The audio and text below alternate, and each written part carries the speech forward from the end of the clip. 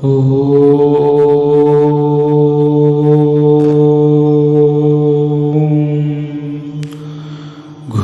బ్రహ్మ గురు విష్ణు గురుదేవో మహేశ్వరః గురు సాక్షాత్ పరబ్రహ్మ తస్మై శ్రీ గురవే నమః. గురు పౌర్ణమి సందర్భంగా ఇప్పుడు చూస్తున్నటువంటి ప్రేక్షకులందరికీ నా నమస్కారములు. ముందుగా అందరికీ గురు పౌర్ణమి శుభాకాంక్షలు. గురువు యొక్క ఔన్నత్యంను, గురువు యొక్క గొప్ప సందేశాన్ని వివరించుకుందాం.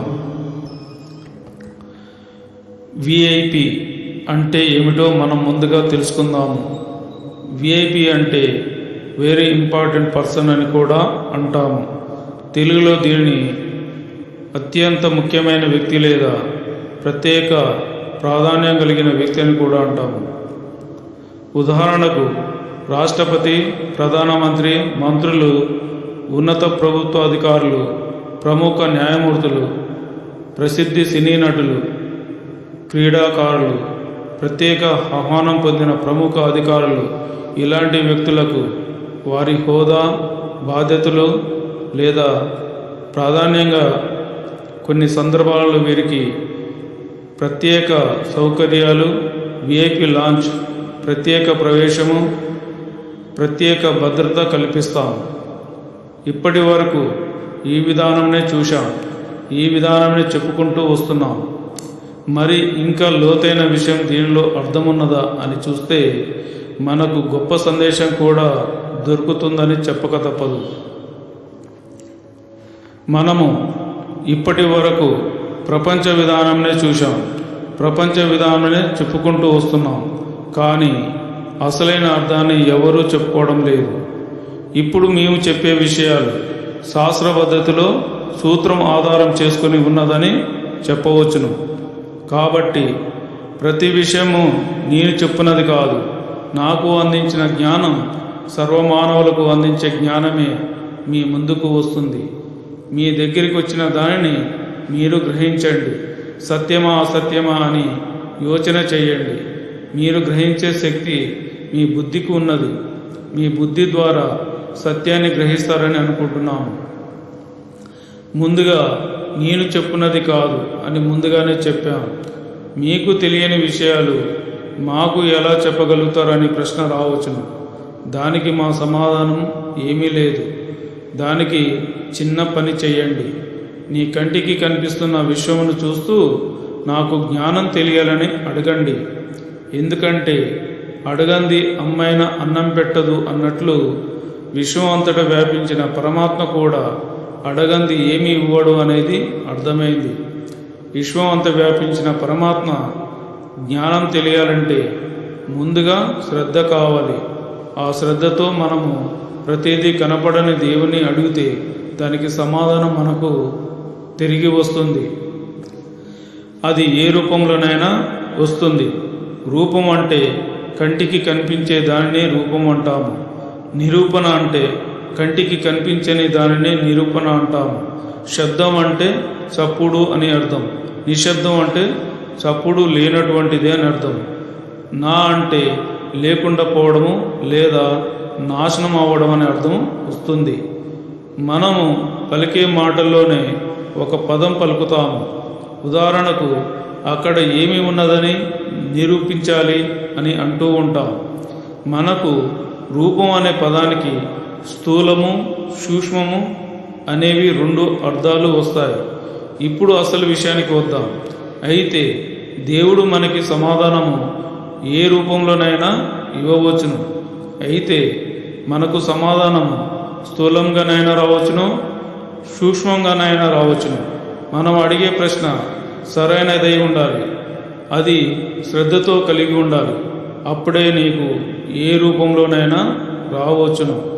ఎదుటివాని నుండి అయినా రావచ్చును, లేదా గ్రంథ రూపంలోనైనా లిఖిత పూర్వకంగానైనా రావచ్చును, లేకుంటే నీ హృదయం నుండైనా రావచ్చును. దేవుడు 3 రకములుగా నేను నీకు అందిస్తున్నాను అని అన్నాడు అంటే జ్ఞాన విషయము నీ దగ్గరికి వస్తుంది అన్నాడు. అంటే వచ్చిన విషయంను శోధించమన్నాడు. చెప్పిన విషయంను కూడా గుడ్డిగా నమ్మవద్దు అన్నాడు. చెప్పిన విషయాలు అది నిజమా కాదా, సత్యమా అసత్యమా అని మన బుద్ధితో గ్రహించమన్నాడు. కానీ ఈనాడు ఎలా ఉన్నారు అంటే అడగకనే చేతిలో మూట పడాలనే విధానంలో మనిషి బ్రతుకుతున్నారు. ఏ కష్టం లేకుండా పంచభూతాలను ఎలాగైతే ఆస్వాదిస్తున్నామో జ్ఞానం కూడా కష్టం లేకుండా ఫలితం రావాలని ఆశిస్తున్నారు. కానీ ఈ ప్రపంచమనే క్రీడారంగంలో మనం ఉన్నాం. దీనిలో మనం పాత్రధారులుగా ఉన్నాం. ఈ ఆటలో ఆడుతున్నది ఇద్దరు కలరు. వారే స్త్రీ పురుషులు అంటాము. వీరిద్దరే ఆడుతున్న ఆటను జగన్నాటకం అనే ఆటని ఆడుతున్నారు. ఈ ఆటకు నియమం కలదు. ఉదాహరణకు ప్రపంచంలో ఉన్న ఆటలు చూస్తూ ఉన్నాం. ఒక్కొక్క ఆటకు ఒక్కొక్క నియమం కలదు. క్రికెట్ అనే ఆట ప్రపంచంలో ఉన్న దేశాలే ఆడుతున్నాయి. ఆటలో ఎవరి బలం ఎక్కువ, ఎవరు ఎక్కువ స్కోరు పెరుగుతుందో వారే గెలిచినట్టు అనే నియమం కలదు. అదే విధానం స్త్రీ రూపంలో ఉన్న ప్రకృతి, పురుషుడు రూపంలో ఉన్న పరమాత్మ ఆడుతున్న ఆటనే ఈ జగన్నాటకమని అంటారు. ఈ ఆటలో పక్షము ప్రతిపక్షము అని అంటూ ఉంటారు. మనం ప్రతిరోజు పక్షము ప్రతిపక్షం అని రాజకీయ మాటలలో కూడా వింటూ ఉంటాం. పక్షం అంటే కూటమి లేదా ఒక దిక్కు అని అర్థం. ప్రతి అంటే ఒకటి కాకుండా అనేకము అంటాము. ప్రతిపక్షం అంటే కూటమి లేదా అనేక కూటమి కలిగిన వారు అని అర్థం వస్తుంది. వ్యతిరేకించేవారు, వ్యతిరేక భావం కలిగిన వారు అని అర్థం. పక్షము ప్రతిపక్షము ఆధ్యాత్మికంగా ఎలా తీసుకోవచ్చు అని అడిగితే కనపడని దైవత్వం తెలియాలి అంటే కనిపించే ప్రకృతి ధర్మాన్ని తెలుసుకుంటే కనపడని దైవధర్మాలు తెలియబడతాయని జ్ఞానులు, యోగులు ప్రతి అక్షర సముదాయాన్ని జోడించి నిర్ణయించి పెట్టడం జరిగింది. ఉదాహరణకి శుక్లపక్షము, కృష్ణపక్షము అని 2 పక్షములు చూస్తూ ఉన్నాం. పక్షము అంటే ఒక గుంపు లేదా కూటమి అంటాము. అదే విధముగా ఆధ్యాత్మికంగా చూస్తే మనం ప్రపంచంలో పుట్టి అంటే ప్రకృతిలో పుట్టి ప్రకృతిలో ఒడిలో పెరిగి ప్రకృతి జ్ఞానం తెలుసుకుంటూ ఉన్నాం. అదే సూత్రం ప్రకారంగా మనం స్త్రీ అనే అమ్మ దగ్గరే పుట్టి అమ్మ ఒడిలో పెరిగి అమ్మ దగ్గరే ఉంటున్నాం. మనం అమ్మ పక్షము అయితే అమ్మకు వ్యతిరేకం నాన్న అని అంటాము. అయితే అమ్మ నాన్నని ఏమని పిలుస్తుంది అని అంటే నా భర్త లేదా నా పతి అని పిలుస్తుంది. అంటే అదే అర్థంతో మనం ఇక్కడ ఒక మాట గ్రహించాలి. అమ్మ నీ పక్షం అయితే అమ్మకు నాన్న ప్రతిపక్షం అవుతాడు. ఒకవేళ నాన్న నీ పక్షం అయితే నాన్నకు అమ్మ సతిపక్షం అవుతుంది. ఆధ్యాత్మికంలో ఉండే విధానం. ఇప్పుడు అసలు విషయానికి వద్దాం. మనము అమ్మ పక్షమైన నాన్న పక్షమైన ప్రతిపక్షం గురించి తెలియాలంటే ముందుగా నాన్న పాత్ర ఏమిటనేది తెలుసుకోవాలి. ముందుగా నాన్న బీజదాతగా ఉన్నాడు, తర్వాత పోషించేవాడుగా ఉన్నాడు, ఆ తర్వాత విద్యాబుద్ధులు నేర్పించి మనం ఉన్నత స్థాయికి పోవాలి అనే విధానంలోనే ఉన్నాడని తెలుస్తుంది. అమ్మ పాత్ర ఏమిటనేది తెలుసుకున్నాం, నాన్న పాత్ర ఏమిటనేది తెలుసుకున్నాం. ఇప్పుడు కనపడని తల్లిదండ్రుల గురించి తెలుసుకుందాం. సృష్టికి మూలము పరమాత్మ అని చెప్పవచ్చును. పరంగా ఉన్నటువంటి పరమాత్మ ద్వారా ఈ కంటికి కనిపించే సృష్టి ఏర్పడిందని చెప్పవచ్చును. ఆ పరమాత్మ శక్తిని ఆది పరాశక్తి అని కూడా అంటాము. ఆది అంటే మొదటిది అని అర్థం. పర అంటే పరముగా ఉన్నటువంటిది అని అర్థం. శక్తి అంటే బలము కలిగినటువంటిది అని అర్థం వస్తుంది. అయితే నాకు ఊహ తెలిసిన కానుండి నేను ఎవరు అనే ప్రశ్న 2వ తరగతి చదువుతున్న టైంలోనే నాకు ప్రశ్న రావడం మొదలైంది. నేను ఎవరిని అనేది నా మదిలో ప్రశ్న మొదలైంది. అయితే ఎవరిని అడగలేదు, నా మదిలోనే నేను ప్రశ్నించుకునేవాడిని. నా అనుభూతి ఎవరికి చెప్పలేనటువంటిది అని చెప్పవచ్చును. ఆధ్యాత్మిక విషయాలు చెబుతూ ఉంటే శ్రద్ధగా వినేవాడిని. నా చిన్నతనాన వినాయకుడికి పూజ చేసేవారు. 10వ తరగతి వరకు పూజించేవారు. నాకు 7వ తరగతిలోనే ప్రశ్నలు ఉద్భవించేవి. వాటికి సరైన సమాధానము ఆ రోజు చెప్పేవారు ఎవరూ లేరు. అప్పుడు టీవీలో వచ్చే భక్తి ఛానల్లో కూడా మేము చెబుతున్నామనే విధానంలో చెబుతున్నారు తప్ప అది నిజమా కాదని కూడా ఆలోచన చేయలేని స్థితికి వెళ్ళిపోయారు అనేది తెలిసింది. ఎందుకంటే శాస్త్రం శాసనంగా ఉండాలి, నియమం కలదు. అలాంటిది బ్రహ్మ విద్య శాస్త్రం అనేది బ్రహ్మ విద్య పురాణంగా మారిందని చెప్పవచ్చును. శాస్త్రం ఎప్పటికీ మారనిది కాబట్టి దేవుని విధానం బ్రహ్మ విద్య శాస్త్రం ఆధారం చేసుకుని ఉన్నదని నాకు 21 సంవత్సరములకు అర్థమైనది. మనం చూస్తున్న బ్రహ్మ విద్య శాస్త్రమనే ధర్మశాస్త్రం అని కూడా అంటాము. అప్పుడు కనిపిస్తున్న దేవతలను వదిలి కంటికి కనిపించని దైవాన్ని అడిగేవాణ్ణి. నేను బ్రతికుండగానే నా తండ్రిని, నా ప్రభుని చూడాలని అనుకొని రోజు ప్రార్థన చేసేవాడిని. అప్పుడు నాలో ఉన్న ఆత్మ అయిన తండ్రి దర్శనమిచ్చాడు. అప్పుడు తెలిసింది నాలో ఉన్న ఆత్మశక్తి వెలుగై ఉన్నాడు అనేది. ఆ తర్వాత జీవుడు ఎవరనేది కూడా తెలియబడింది. అప్పుడే నా జీవితం టర్నింగ్ పాయింట్గా మారిందని చెప్పవచ్చును.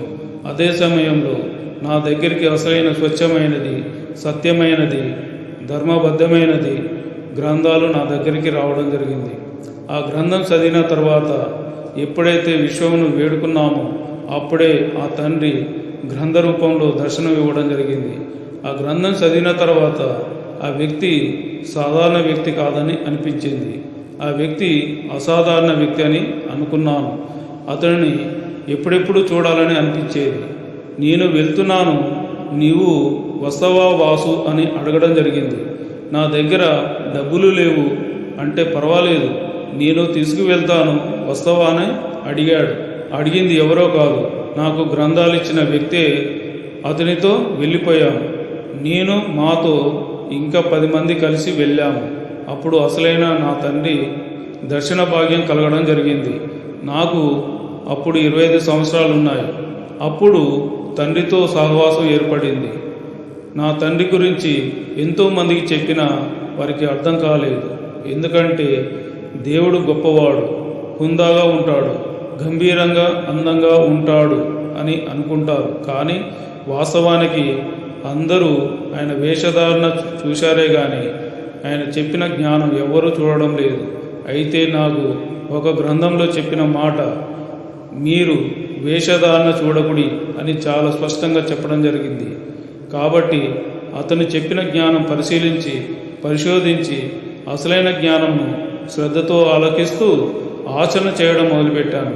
అప్పుడు తెలిసింది నేను చెప్పే విషయాలు వారికి వ్యతిరేక భావాలు వస్తున్నాయి అంటే ఎదుటి వారిలో మాయ ప్రభావం బలంగా పనిచేస్తుందని అర్థమవుతుంది.